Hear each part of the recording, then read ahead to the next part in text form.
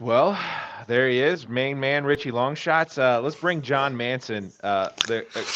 We're bringing corporate in on you here, Richie. Oh, what We did I have do now? we have some charges that we'd like to talk to you about. First of all, All right, hit me. we want to get John's thoughts on, John, when Longshots is going out here and betting against Liberty and telling Liberty fans to bet against Liberty, telling everybody, hey, get the. And he did explain why he was trying to do that last year. But John, while Richie is on here, talk about what I want to know. All right, settle this for us. Here's the question. Uh, whose articles do better with numbers on the website? Any of Richie Longshot's blogs or literally any other article of the entire week? I got to know this. Well, his very first one, and I already told Richie this, but his very first one was in the trash. I don't know what happened with that one, but nobody read that. I don't know if it was a timing or just, I mean, people saying, I don't even know who this guy is because, it is different. A Seer Red After Dark with Richie on this live channel is a lot different fan base that we're connecting to, a lot different demographic than your blog readers on a Thursday mid morning, the guys that are sloughing off of work, wanting to read what's going on. So they just don't know what's going on. But it's picked up steam. His last couple ones, the one last week really hit well. And, he's putting some of my numbers to shame now. All right. Richie, what do you? Happy learned how to putt. Happy learned how to putt. This is what happens. If we're airing out Twitter grievances, can I get one? Yeah, let's go. Yeah, me and 95% of all of Liberty fans are trying to watch games on ESPN Plus, ESPN3, streaming. A little bit of delay. And John's like saying things before they happen. Like I have to mute the Sea of Red Twitter account every single time we play any game because I want to be on Twitter. And it's like 3rd and 7, and they're like, field goal's good. I'm like, well, all right, well, I guess I can go to the bathroom now. So I do want that on the record. If he's muting group chats, I want to be transparent as well that I am muting the main account during games. I appreciate the kind words about the blog, though. I'm learning my way. Well, I appreciate that, and I've heard that from others, including this other guy that's on the screen with us. And it's hard, but sometimes it's only so much I can do because you're out there trying to provide the fans what they need. Yeah. And if you're trying, what I have done in the past when I'm watching a game on stream is I don't check Twitter until a timeout. So then by the time you get to the timeout, then it's like, okay, we're all on the same page now. So yeah, you expect me to just not check Twitter in the middle of the game? What do you? Well, I don't know. I don't know. During the UConn game, you were tweeting something. I didn't even know what we were talking about. I was tweeting about a soccer game, and he's texting me. He's like, "What are you talking about?" I was like, "I'm tweeting about a big soccer game here." Man, all right, the World Cup's coming up. All right, let's reel it in. Right, real quick. John, do you have any Twitter grievances? No, it's all good. Twitter. Some people take Twitter too seriously. Everybody just needs to relax and have fun. It's for entertainment purposes only. Same thing with Richie. Same thing I would say about him is just take a chill pill. It's okay. Do you agree with everything he does? Probably not. Do you agree with everything I do? Probably not. But hey, just take a chill pill, and it's all for entertainment purposes only. Anyway, so exactly. We need a disclaimer at the bottom next season. Yeah, no. All right. This is where I step in and say, guys, no, we have to be what the people need us to be. So let's be chameleons and give them what they need and want. All right, Richie. Question for you about Virginia Tech coming up. Go ahead and give us your take on the game. You will be live in attendance. Tell us a brief overview of your itinerary. How many people are contacting you? What is your weekend going to be like, and some analysis of the game. We'll hang up and listen. So we're leaving Friday morning, coming up from the Dirty Jersey, driving down bright and early. Goal is to get to Lynchburg by 1:00. Got to stop at the Wawa about halfway when I was coming down when I was in school. It was always the last Wawa before we're Wawa-less. And I don't know what the situation's like now, but that was the last Wawa, and I'm stocking up on like turkey sandwiches, Wawa lemonades, fruit punches, iced teas, the whole kit and caboodle. So definitely pit stop there, swing down, hoping by noon, 1:00. First trip automatically every single time I go down south. Bojangles, need it, have to have it, automatic. So first stop, Bojangles. Check into the hotel, get ourselves situated, get my Friday night game day fit ready. I've been going with Chad. I'm like, Chad, what should I wear? Like, what's the fit for Liberty Arena? Like, I He gotta is look good, worse than feel my good, play good. wife. He is Yeah. worse than my wife with his outfits. He laid them out, literally laid them out last weekend. It was like, I gotta keep these out of the laundry because Yeah. that's what I'm wearing down to Liberty. And he's already like got them ironed and pressed and put in his bag already. All right, so you've been talking for 3 minutes and you're only at Friday at 3 o'clock. So keep it going. About that, yeah. Uh, so we're going out to dinner before the game, and then going to check out Liberty Southern Miss. My first time in Liberty Arena. We're gonna have some good seats. You probably saw Chad last night with the fam sitting courtside, looking great. These kids were fired up. That was really cool to see.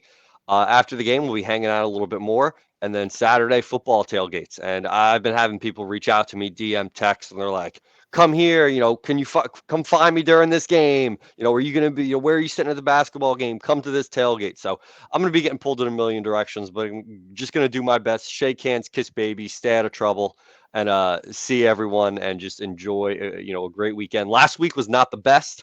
I was a little disappointed at first, felt like the night of junior prom, but I looked at everything, the perspective, and went, you know what, this loss isn't going to ruin the season for either sport.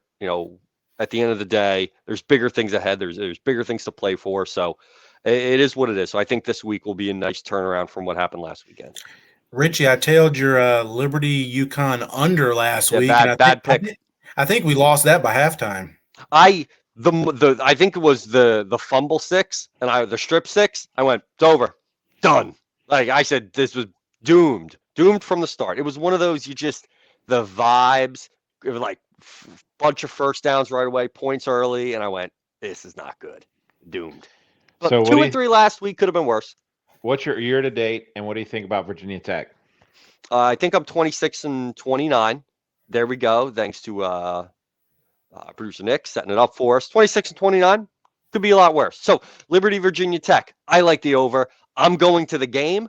I'm not going to go to the game and bet the under. Like, that's just the dumbest thing in the world. Like, I couldn't imagine going to a sporting event and just rooting against points. So you're going to see me in section 105 rooting for points. Hopefully we're in a situation where we're up like 45-0. Virginia Tech scores a late touchdown and I get to cash the over. People think I'm a terrible fan. I'll get more tweets, but rooting for points. Going to the game, you might as well root for points. I just think last week, not sure if Mike Smith's going to be out again. I don't think Virginia Tech's going to just roll over and not try. I think it's an in-state game. Both teams are going to be fired up. So give me points. Give me points. If I'm live, give me the points. I guess another question for you about the Virginia Tech game is, what are you expecting for your first experience in the updated Williams Stadium with this Hugh Freeze experience that we have on the mountain right now? What are you expecting to see? A lot of red, a lot of maroon? Don't know. It's going to be loud. What are we doing? I think it's going to be mostly red. There's definitely going to be more of an away presence that there normally would be because it is Virginia Tech. But I do think it's going to be predominantly Flame fans. I'm excited just for the energy of this being a big game, this a game that people have had circled for a while, and just seeing the new stadium, to see the berm. I've seen so many pictures and videos that everyone has put on Twitter. It's going to be my second ever Liberty tailgate since I've graduated. I've been to more away games since I've graduated than I've been to home games. So just being there to see that, to see the tailgate spots and just the way that the crowd is and all the lead up to the game, during the game, excited to just. I love college football atmospheres, and I'm excited to see where Liberty has come in the 10 years since I was a student, and just to see that and live it rather than looking at it through a screen and then using the bathroom during "Don't Stop Believing" because that song's a sham. John, what is your take on the Virginia Tech? That same question. Do you expect to see a lot of Virginia Tech fans there, or what? What is the vibe you're getting?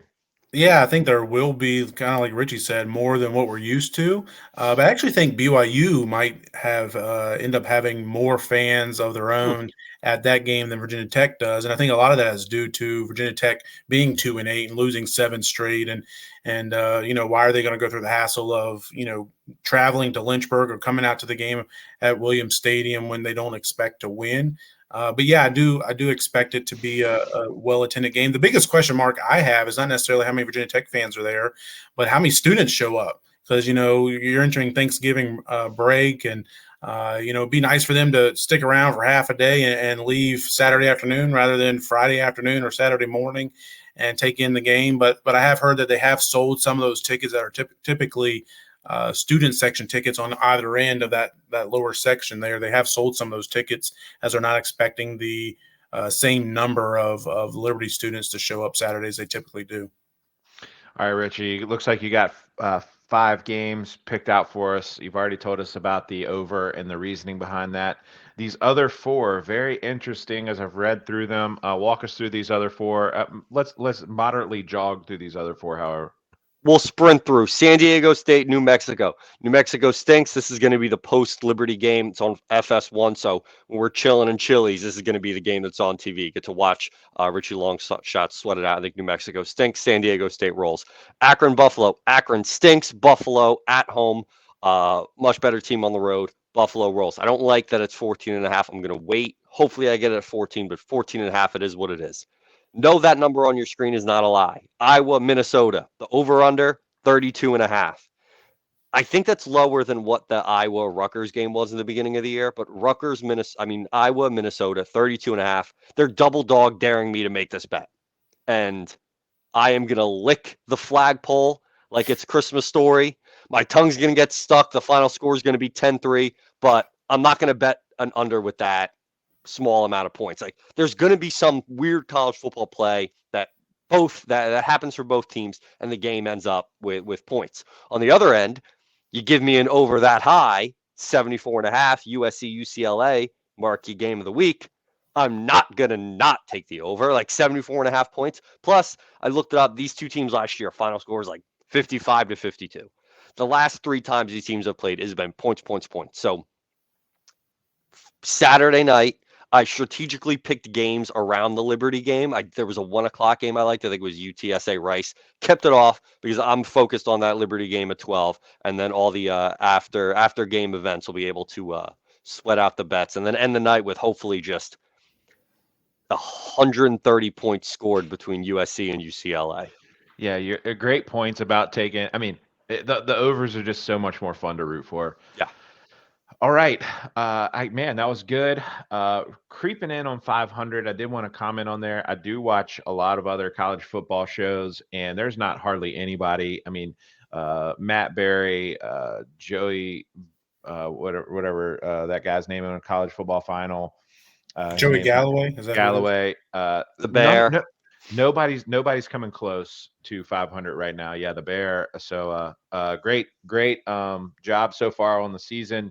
Picking against the spread is difficult. You are having more success on the basketball show. I don't know if that's just because we're intimidating over here on the football show. We get more views, we get more likes. I don't know if that's I'm picking on producer Nick. He's back there shaking his head. The basketball show has been wonderful. I'm just giving him a hard time. One thing I've learned with the basketball show, just one weekend, when they put your name up there in your record, that's a lot of pressure, and I don't like it. And so kudos to Richie having to do this all season. Yeah, it's been a learning experience. Like I've bet on games before, but to have my name like under it adds some extra pressure to it on top of any money I may be investing. Oh, look, the basketball scores standings. Oh, okay, wow. Close that out. Let's move on. All right, last question I have for you is more about your experience at Liberty this weekend. Is your dad prepared for this? Is he prepared for everybody to? Hey, there's the gambling guy. Hey, there's the guy who gets suspended. Hey, there's Richie Longshots, my favorite Sea of Red guy. There's, is he prepared for your newfound whatever you call it. I mean, you're all I don't know what to place, call dude. it. You are all over the place. You tag Richie Longshots in a tweet, the rest of your day your mentions are blowing up. So I don't know what you have with the people and what connection, but is your dad prepared for that connection you have with the Liberty fans? I think he is to an extent, because it's just That's just the way my life has gone, where things just spiral out of control. Like it starts as all fun and games. It was funny when we were at Wake and my buddy were walking up to the game and someone like stopped me and was like, "Oh, you're the guy on the podcast." And he goes, "Are you like Liberty famous?" I go, No, definitely not. And Chad's like, people are texting me left and right that they're meeting you. Like, and that's when I went, all right, this might actually spiraled out of control. But no, I gave him a heads up. I was like, listen, we're gonna be getting dragged in a bunch of different directions. I'm gonna be, like I said, shaking hands, kissing babies, saying hi to everyone. But it's all in good fun, and I'm excited to get down there and meet everyone, meet you guys in person for the first time. So that's gonna be awesome to get to experience, get to see, and that Friday night basketball game is going to set the stage for the weekend. So that's another game automatically betting the over. Don't care what it is. Awesome. Yeah, I'll take the basketball pick, the over. All right, John. While we have John here, Richie, this is how you do this. You get him face to face, and you say, "Hey, John, we need to dip into that Sea of Red bank account and get him off of this trucker headset. Can we get our guy a microphone that at least looks decent? I mean, he does the whole thing with his hair, his Christmas tree, everything just looks perfect. And then we have this microphone. I like the microphone, but I like the mic. Okay. As long as you're comfortable and confident, that's all it feels. Look good, feel good, play good. Well, I had AirPods, which were working fine until producer Nick was like, "Don't wear the AirPods for the basketball show." And I'm like, "All right, what else do I got around the house then?" Awesome. All right, good stuff. Looking forward to seeing you, John. Thank you, guys. Hang around for a minute.